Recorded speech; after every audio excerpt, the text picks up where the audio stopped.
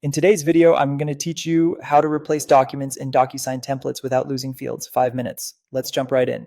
Start by signing into your Docusign account and head to templates. This is where all your reusable setups live, including the roles, routing, and all the fields you've placed. Find the template you want to update, open its actions menu, and choose edit. This takes you into the templates prepare view, where you can see your document pages and the fields layered on top.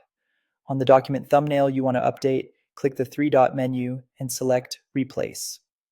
Replace is the key action here because it swaps out the underlying file while preserving your existing Docusign fields as much as possible, saving you from rebuilding your placements. Choose the new version of your document from your computer. If you're uploading a PDF that contains its own form fields, Docusign may prompt you with options. Select Delete Data. That tells Docusign to ignore the PDF's internal fields, so your template's signature, text, and data fields remain in control.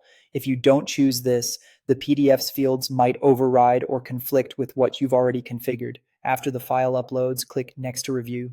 This review step is crucial, especially if your layout changed between versions. Even small shifts in margins, fonts, or page count can nudge fields out of place. Zoom in and scan each page, paying special attention to signatures, initials, dates, and any text fields aligned to specific lines or boxes.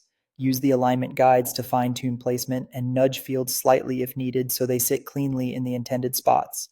If the document gained or lost pages, make sure fields are still on the correct pages and haven't drifted to an unexpected location.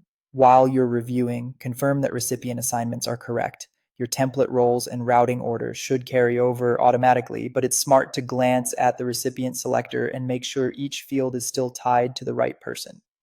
When everything looks good, click Save and Close. That's it. The template is now updated with the new document and your fields remain intact.